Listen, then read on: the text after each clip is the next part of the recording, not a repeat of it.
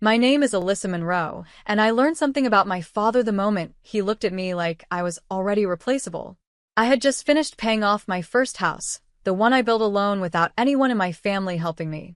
When my father walked inside, he didn't smile. He just scanned the rooms like he was appraising property instead of my life. My sister stood behind him, quiet, wearing that same satisfied expression she always had when she knew I was about to lose something. Then he said it, calm and absolute, that I should transfer the house to her because she was more deserving than I was. I thought he was joking until I saw my sister's eyes, already avoiding mine like the decision had been made long ago. When I refused, his voice dropped, and he told me I could be removed from the will without a second thought. I didn't argue. I simply opened my bag and placed a sealed folder on the table, watching the color leave his face instantly. This wasn't defense, it was proof that his favorite daughter had already emptied accounts using his signature, without him ever noticing yet. The room went silent after I slid the folder across the table, but my father didn't open it right away. He just stared at me like I had spoken a different language.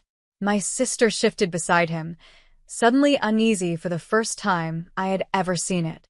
Then he finally pulled the papers out, and as he read the bank records, his jaw tightened. I watched the exact moment he realized this wasn't a misunderstanding, it was theft. My sister tried to laugh it off, saying it was probably a clerical error, but her voice cracked halfway through. I leaned forward and told them I had already contacted the bank investigator and every transaction traced back to her login devices. My father finally looked up at me, his anger fading into something closer to disbelief. But then I added one more detail that made the room colder. The house he was trying to give away wasn't fully in his name anymore because months earlier someone had already filed a quiet ownership update under a trust he never approved. And as I watched his face change, I realized he hadn't seen the worst part yet because the signature on it. The silence broke when my father finally snapped the folder shut and demanded I explain what kind of game I was playing. My sister was pacing now, saying I must have hacked something or misunderstood. I stayed calm because I knew exactly what I had found. The house transfer wasn't just an update in the system, it was filed under a legal trust amendment submitted with a notarized signature. My father leaned closer when I said the name on that signature wasn't his usual banker. It was his ex-attorney, who had been disbarred 3 years ago. His face changed again, this time not anger but confusion, because that lawyer had no access anymore. My sister stopped pacing and whispered that she had only signed what he told her to sign. I placed one more document on the table showing camera timestamps from the bank office, where she had verified identity. And that was when I told them the part one hadn't said, yet the witness who notarized everything wasn't a lawyer at all, he was someone my father knew too well, and that made him freeze because he realized the witness was his own brother he had disowned ago. The moment my father heard his brother's name, the air in the room shifted completely. He stepped back from the table like it had burned him, shaking his head in disbelief. My sister tried to interrupt again, but this time my father raised his hand, and she actually stopped. I could see the cracks forming now, not just in his anger, but in everything he thought he knew about her. I slid one final page forward, the one I had been saving for this exact moment.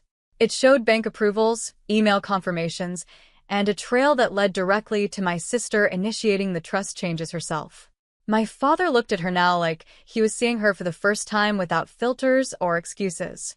And that's when I told them the truth no one was ready for, because the house wasn't the real target at all.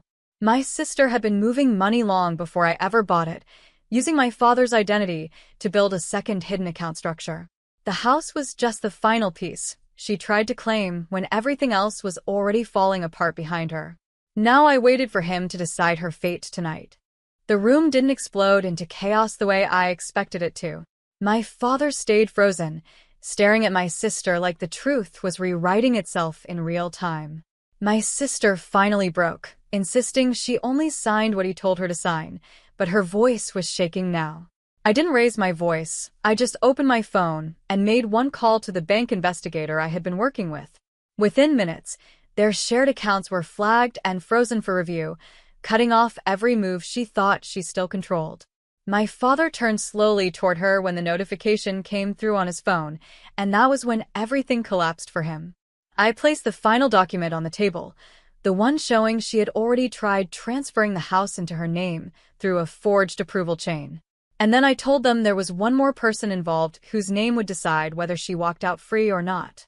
Because the witness who notarized everything wasn't my father's brother, he had already agreed to testify against her, and the call confirming his statement was waiting on my phone when I saw my sister reach for exit door. My sister's hand froze inches from the door handle when I let the phone screen tilt just enough for her to see the incoming call. It wasn't dramatic, just a name flashing across the display that made her breathing shift. My father noticed it too, and for the first time, he didn't look at me with anger or confusion, only exhaustion, like the ground beneath him had finally given up holding him up. I answered the call on speaker. The investigator confirmed everything had been traced, verified, and documented, and that my sister had already triggered multiple fraud flags across 3 institutions. My sister whispered my name like it could reset reality, but it didn't. I told her calmly that this wasn't about revenge anymore, it was about containment. My father sat down slowly, like his legs couldn't support the weight of what he had allowed. Then I added the part that mattered most. The house transfer she tried to complete wasn't just blocked, it had been reversed into a protective freeze under my name, meaning any further attempt would automatically escalate into legal action.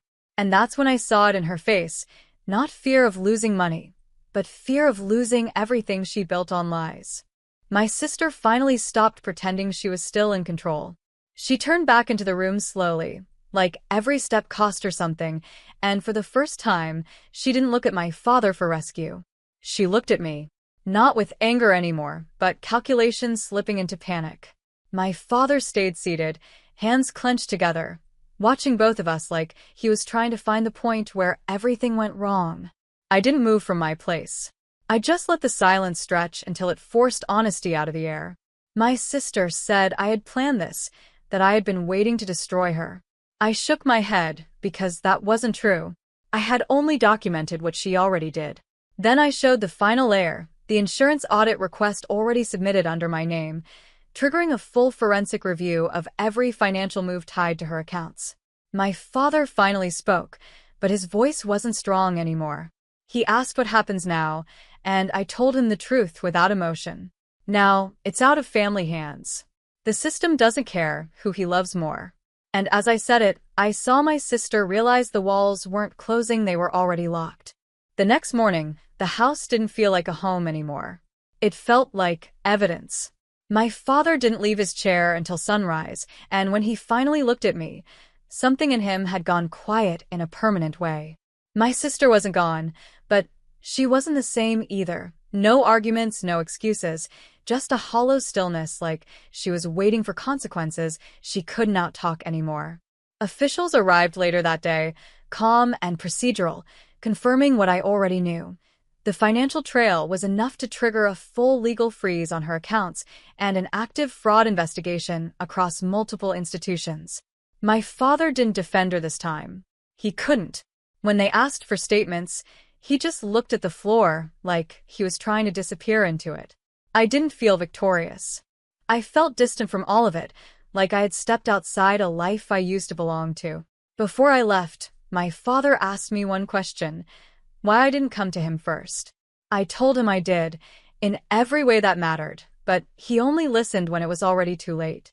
I walked out without waiting for an answer, leaving everything behind that no longer belonged to me.